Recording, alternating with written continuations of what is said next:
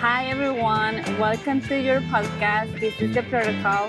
This is a safe space for everyone in academia, especially those who are in grad school, master student or PhD student, and why not postdoc. So this is a place where we're going to be sharing our personal stories, learning about science, and just getting to know each other. So today it's a very honor to me to start with Carlos. Carlos is from Honduras. He got his bachelor's degree in Universidad Nacional de Agricultura in Agronomy. Right now, he's a master's student at Louisiana State University. So welcome, Carlos, and thank you so much for being with us. Well, thank you, Uli, for the invitation. Yeah, so do you want to tell us a little bit what's your major? Well, currently I'm studying, like you said, an entomology, a master's degree in entomology. And entomology is the study of insects that usually are pests on some crops. So why entomology? What is the reason that you decided to go in this field? That's a really good question. Well, you know, when you're a kid, you usually have like some hobbies. One of my hobbies was to look insects. Yeah, Nice. I really like. Do you know the ronrones? Uh-huh. The ronrones. Well, ronrones are like a beetle. Their scientific name is Philophaga. In Honduras, this is a fun fact that in Honduras or in Spanish, to the Philophaga we call gallina ciega. Gallina ciega. I don't know Okay. why we call gallina ciega to the Philophaga, or blind chicken in English. And I don't know why, but I really like to play with them. Okay. And then I went to college. I studied agronomy, and in Honduras, in this university, National University of Agriculture, we took this class, entomology, general entomology, and I collect insects, and that reminds me of my childhood. So I said, why not? Why not? I really enjoyed this when I was a kid. I enjoy this when right now that I'm an adult. So why not study entomology? So that's really nice. So in somehow you are being a child, right? Like Yeah, exactly. having fun. So in which lab are you in, and what is exactly your research? What are you working on it right now? Well, I'm in the Integrated Pest Management Lab of sugarcane and rice, working under the supervision of Dr. Blake Wilson. I joined that lab in last year, 2023, as a research assistant. And this year I joined that lab again, but as a student. And my research is focused on, it's not an insect, but it's a pest, which is the apple snail. Do you know the apple snails? I know a little bit, so you can tell me more about it. Well, apple snails, they are big snails because they don't have the shape of an apple, but they are as big as an apple when they are in the adult stage. And they represent a pest here, at least here in Louisiana. They are an invasive species. They are native from South America, and there they have natural enemies, so they are not a pest. But here, they have a good weather condition. They have nice water quality, because Louisiana is surrounded by water, by swamps. And so they arrived here like in the 2000s, 2010s, and they become a pest because they reproduce a lot, and now they are a pest in the crawfish production and the rice production. So that's why crawfish is so expensive Right today. now? Yeah, Okay. because of these apple snails. Because, like I say, they reproduce a lot. They proliferate in the crawfish environments. So the incrementation or increase of the apple snails population decrease the crawfish production, the crawfish population, because they compete each other for what oxygen dissolved in the water, for space, for food, and so yeah, that's the apple snails pest. That's amazing. So do you see yourself like continuing doing research after you're done with your master's? Like, do you want to continue in this area for your PhD if that's what you want to do, or is it too soon to ask that question? Well, something that I know, Uli, is that Uli. Something that I know is that you make plans, but in the journey, those plans like change or you modify them a little bit. So yeah, my plans are to make a PhD. Currently, that's my goal, my main goal. Not just finish the master and then go to industry or to academia. My main goal is to make my PhD because I always wanted to be like those people, that they keep studying, they keep learning, and I really enjoy learning. I don't like studying, Okay. but I like learning. And also, when I was a kid, I always wanted to be a scientist. You are a scientist already. I'm in the journey to become a scientist. Okay. Yeah, but I don't feel like I'm a scientist yet. Okay, so far, are you having fun doing your master's degree? What is fun for you? Like fun is like you enjoy what you're doing. Yes, we know that some days are really good, some days are not as good as we want, but overall, are you enjoying? Are you enjoying the journey so far? Yes. I've been, well, in academia you have good times and bad times.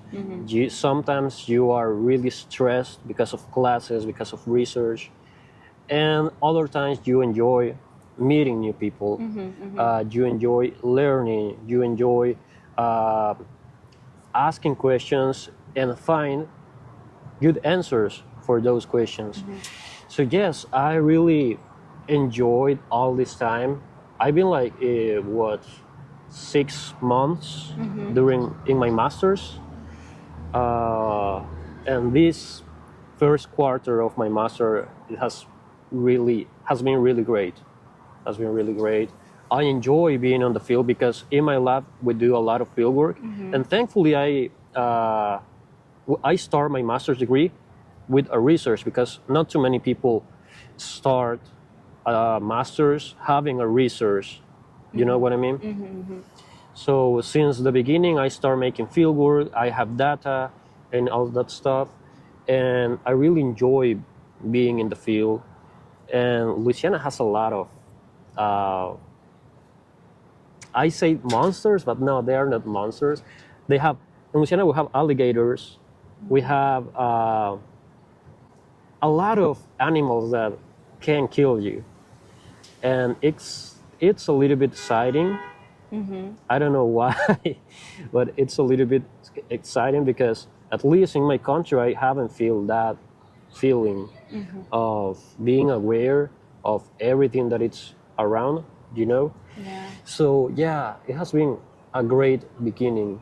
It has been a crazy beginning. You know what I mean? Yeah, that is amazing. So, Carlos, it's really amazing to learn about what you're doing and how your experience is going. So, I have a question. Yes. So, what is something you wish you knew before you moved to the States, before you decided to start your program here at LSU? Well, that's a really good question. I think that you have to be determined in what you want to do because it's not gonna be easy. You pack your life, literally, you pack your life in a bag and you move to another country. At least we are from the same country. We are like, 3,000 kilometers away from Honduras. And you have to know that there's gonna be bad times, like I said before, and the good times. And so that you have to be determined to know what you want to do, because it's not, it's going to be harder. Yeah. So, what is something that you want to tell anyone who is listening to us or watching us? What is something that you want to tell them so they can achieve their goals to probably go outside Honduras and continue pursuing their master's degree or PhD programs? What is an advice that you will give them? First of all, pray and seek for wisdom. Second, like, know, like, have a mentor. Have a mentor. That's really important, because yes, your family, they love you, but sometimes they don't know how this journey is. So even though they love you, but their advices might not be the best. You know what I mean? So find a mentor in academia, someone that you admire, someone that you say, I want to be like this person, and ask him for help. Tell them that you want to be in this journey, you want to be in academia, you want to do research, you want to become a scientist. What can you do? They will help you, because they already passed that journey that you are going through. Yeah. So that, pray, seek for wisdom, and find a mentor, and know what you want to do. Yes. That's a really, really, really good advice. What is something that if you were to start your journey again, you will do different? Let's get back when you finish your bachelor's degree. Starting there, what is something that you can do different, or do you think like, oh, maybe oh gosh, yeah, I will do this different? I don't know. Honestly, I don't know, because the first time that I came here was in 2022. I did my thesis here for my bachelor's degree. And then I went back to Honduras, I graduated, then I came back to make another internship, but this time in this lab, the entomology lab. And I went back to Honduras for my visa, student visa, then I came back again. So I've been in this like 2 years now, in this journey, and there's always something that you can improve. Definitely. But I think that I've been doing well, That's at amazing. least for now. But something that I could improve was in my English, because as a non-native speaker, you will never, it's almost impossible, almost, to have a perfect English. Right. But yes, English is real important, especially if you're studying in a country that you have to speak English. Yeah. And I remember that the first time I came, I was exhausted of English. Yeah. I was burned. I can only imagine. Yeah. Yes. And so maybe that improving my English took a couple of classes more, because you never stop learning. Yeah, definitely. And learn statistics. Okay. Statistics, yeah, it's so Okay. important. So Yeah, that's really good. Yeah, definitely. I think that especially if we learn English as an adults, like in our early 20s, mid 20s, I think that it's okay. Like, yes, English is not our native language. We're going to have an accent. There is Yeah. always room for improvement. But the beauty of languages is that you learn how to communicate. You don't Yeah. need to have no accent when you speak. You need to communicate with people. People are always going to understand what you're trying to say. So yes, definitely, just be aware that we always need to improve our English, and that comes with time, right? With time and dedication and discipline, I think that it's clear that we can achieve our goals. Yeah, and you know what? At the beginning, well, I have the privilege to study in a bilingual school in Honduras, but I never thought that it was so important, that English was so important. In that time, I didn't know the opportunities that learning a new language will bring me in the future. Because that's what I was telling to whom. The other day, I went to dinner with some friends, and I told them that in Honduras, English is used for become a teacher or to work in a call center because we don't know about more opportunities in Honduras. Yes. Yeah, those are the only opportunities that we think that English will provide us. Yeah. But no, exactly. there is more. And also at the beginning when I came, I was like a little bit ashamed because of having an accent. Yeah. But then I realized that my accent is my identity. Exactly. Yeah. Yeah, and so now I'm really proud of having an accent. Yeah, that's really cool. So yes, you're right. Having a accent is part of our identity. It tells so much about where we're coming from. And just to be fair, we are getting our higher education in a whole different language, which, yeah, we need some credit for, right? Yeah. So now I'm going to tell you this story that was posted on Reddit 3 years ago. So I'm just going to read it, and then you're going to give me your take. Is that okay? Okay. Okay, so my wife, this was posted by Forest Guy 29 in Reddit 3 years ago, and it says, my wife failed her first defense because a committee member didn't like her statistical analysis. His next paper used the same test. What do you think about it? What's your take? Okay, so his wife, she made a research, her thesis, but one committee member didn't like her statistical analysis. And then that person, he did that statistical analysis. And yeah, when he published his next Oh. article, he uses her statistical analysis. What do you think about it? Well, there I can see two things. One's envy. Envy because maybe that girl that she was, right, I don't know if she was like a thesis of master's or PhD or something. It only sends her thesis defense. Okay, so I think that he was envy because she had a really good analysis. So he said, okay, this is good, and I don't have something as good at this.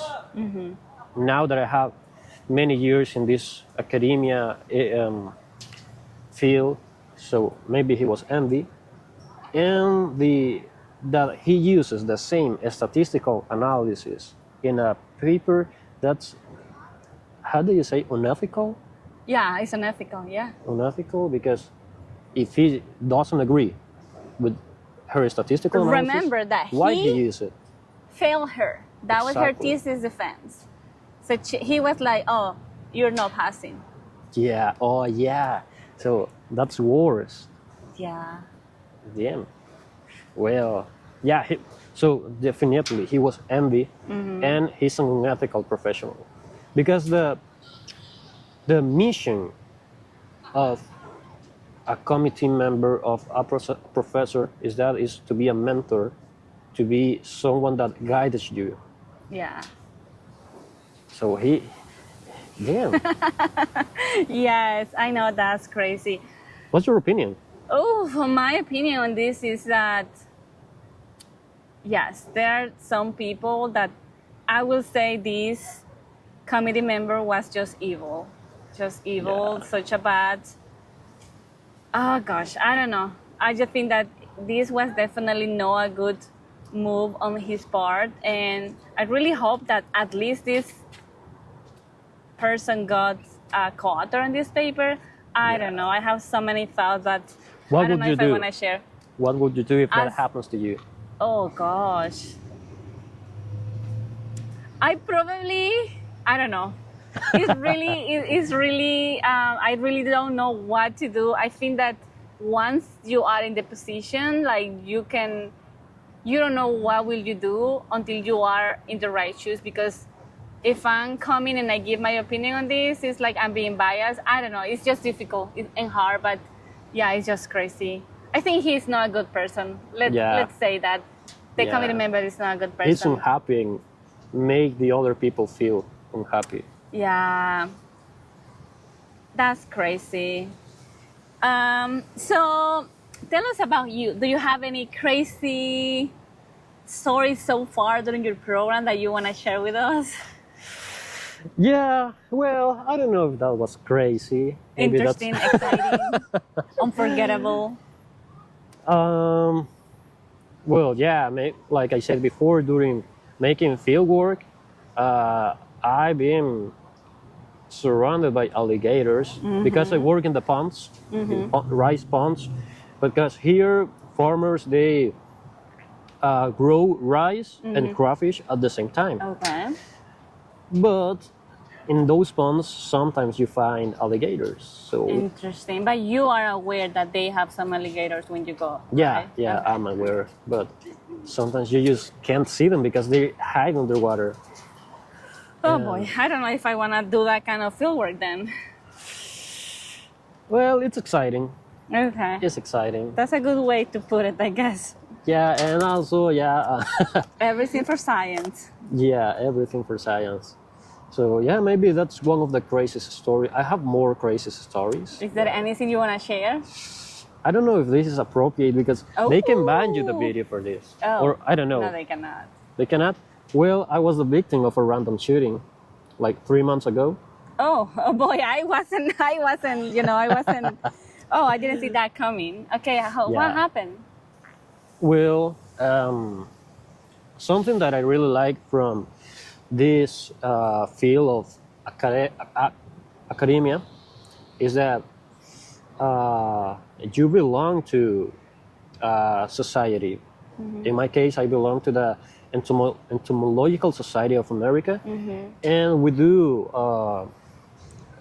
every year we do like 2 or 3 meetings to present posters, to present Your research, basically. research. So we went to this meeting in Augusta, Georgia, and we are like in car driving. It's like 8 hours away from here, from Baton Rouge. So we drive there. The first night I didn't go out because I was making some homeworks because I was taking 3 classes on spring. And so I spent the night making homeworks, but the second night we went out to look the city with my lab mates and another co-workers. And I was standing there with my professor and another co-worker and one classmate outside a restaurant. It's like a restaurant bar.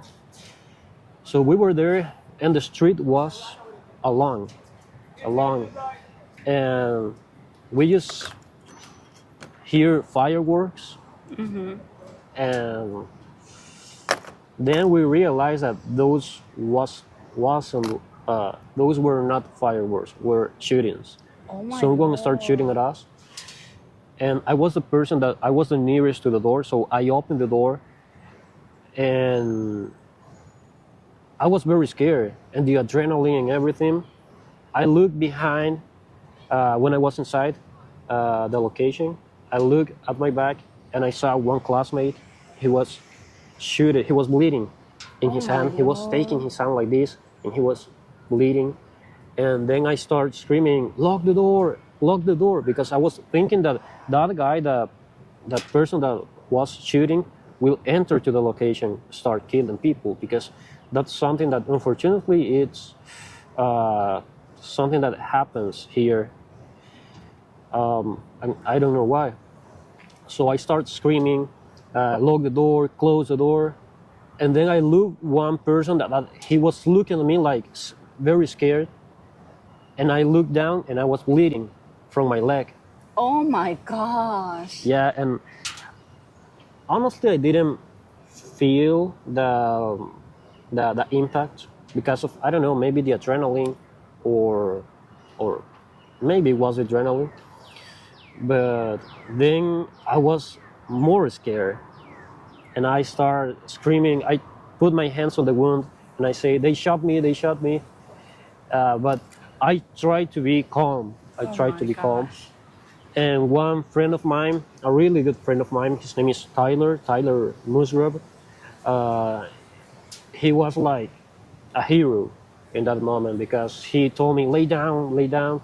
And I didn't want to lay down because I was thinking this person was coming back to Wow. kill people.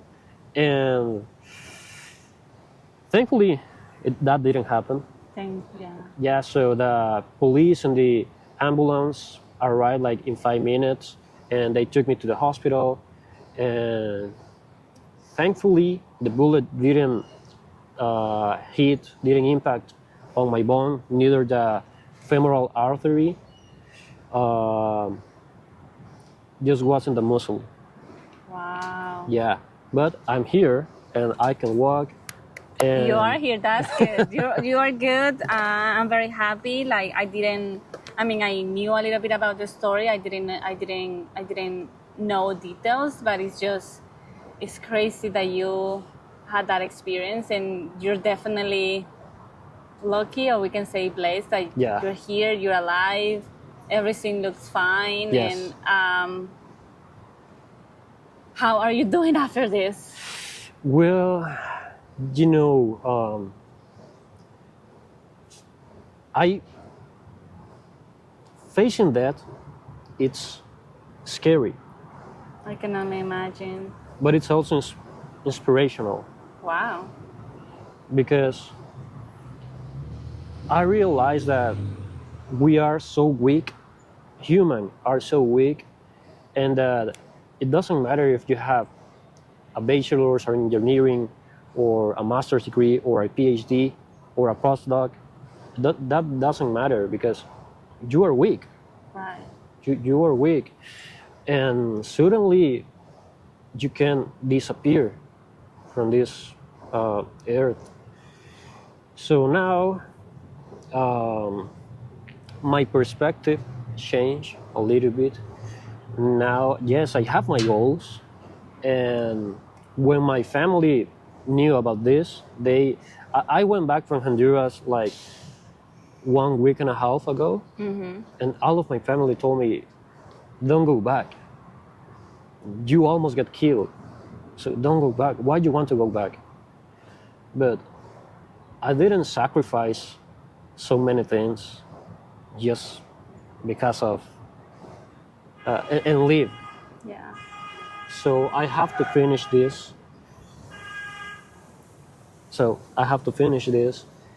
But there's some things that are more important than just a grade or a degree. Yes, definitely. So now my perspective changed. Now I feel like I love more my family. I'm in touch with some friends more frequently. So yeah, there's a lot of things that I can say. Yeah, that's really good. I'm so happy and glad that you are safe, and this is just now a story that you can share. I think that yes, there is a bright future ahead of you and an amazing present. So just to finish, just to wrap up, is there anything that you want to share, like as general, like a goodbye message before we close? Yeah, I can say that. I'm taking this from a book of Ryan Holiday that it's called "The Obstacle Is the Way," Okay. and basically, Holiday say that from every obstacle, an opportunity is born. And I don't know what will happen, what will happen after this, but I know that there is something great that it's gonna come from this. So yeah, there's always an opportunity for everything, and the obstacle is the way. Okay. So yes, that's all for today. Thank you so much, Carlos, and I hope you had a great time with us. No, thank you for inviting me. Of course. Bye, guys. See you next time.